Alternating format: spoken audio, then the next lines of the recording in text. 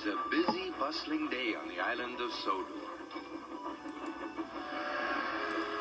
All over the island, steam engines and diesel engines were happily working together. Sir Topham Hatt came to see Thomas. "The quarry has an important order to fill," said Sir Topham Hatt. "I need an engine that is both useful and reliable." "I won't let you down, sir," whistled Thomas proudly. But when Thomas arrived at the quarry, he had a nasty surprise. "Oh, it's you," wailed Diesel. "What are you doing here?" "I'm here to help Mavis," puffed Thomas proudly. "Steamies can't help, not like a diesel." "That's not true." "Help, not like a diesel." "That's not true," said Thomas crossly, and he began working at once. But Diesel was soon up to his old tricks. First, he shunted Thomas under the hopper. "Cinders and ashes," spluttered Thomas. Then, when Thomas let off steam, Diesel sniffed loudly. "What's that horrible smell?" he cried.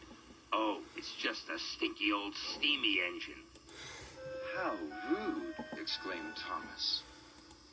"No wonder Sir Topham Hatt is thinking of scrapping steamies." No wonder Sir Topham Hatt is thinking of scrapping steamies." "I don't believe you," huffed Thomas. But he was upset.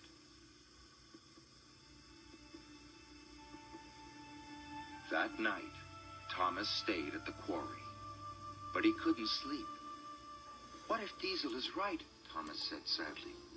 "What if Sir Topham Hatt scraps all of us?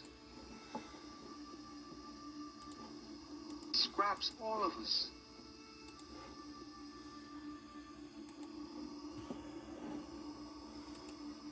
Thomas was worried.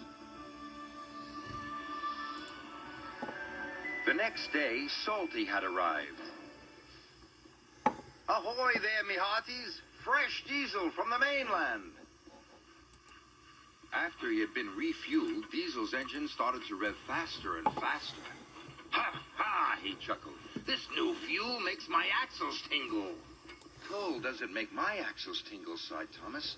"I wish I could have fresh fuel." Even Mavis was excited by the new fuel. Fresh fuel? Even Mavis was excited by the new fuel. "Oh, my," she said. Thomas was feeling left out. "Oh, my," she said. Thomas was feeling left out. Soon Diesel was showing off. "I'm the fastest engine in the world," he boasted. "Look at me go!" Suddenly, Diesel's engine coughed. Then it started to splutter. Black, smelling smoke billowed from his exhaust. "I feel sick," wailed Diesel. From his exhaust. "I feel sick," wailed Diesel. Mavis started billowing smoke too. "So do I," she groaned. The quarry manager was upset. "It's the new fuel," he cried. "Water must have leaked into the tanks." Soon all the other diesels had broken down. Arry, Bert, and even Salty had ground to a halt. So Sir Topham Hatt telephoned the quarry manager. And the quarry manager came to see Thomas. "You are to collect fresh diesel from the fuel depot." "Right away, sir," whistled Thomas. And he steamed out of the quarry as fast as he could. Quarry as fast as he could.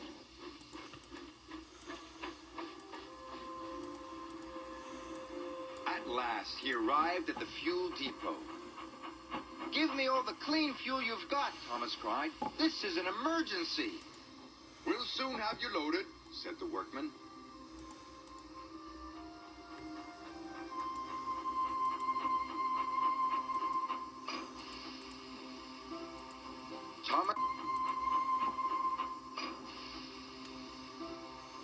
Thomas was soon loaded with trucks carrying fuel drums.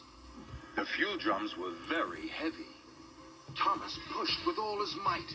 His pistons creaked and his wheels squeaked, but he kept on puffing.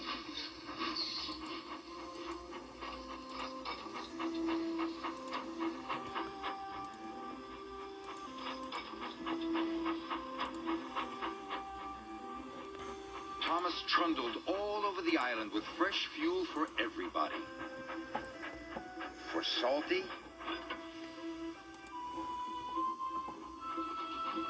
for Arry, and for Bert.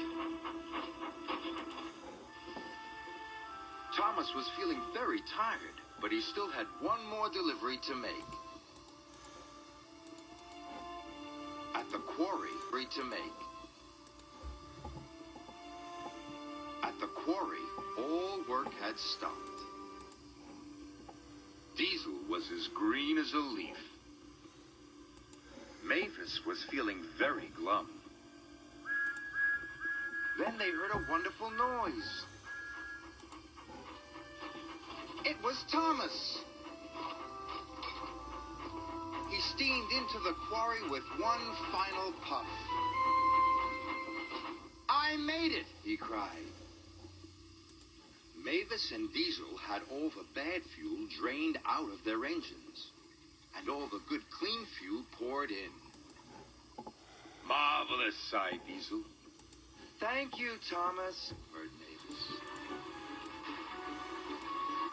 Soon the quarry was clattering with the sound of work.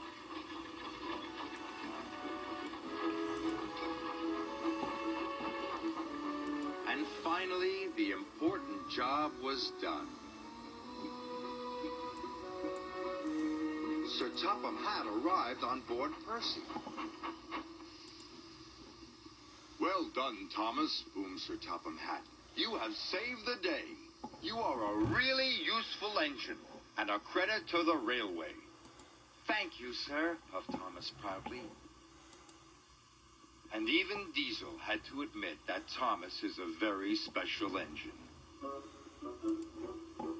even if he is a steam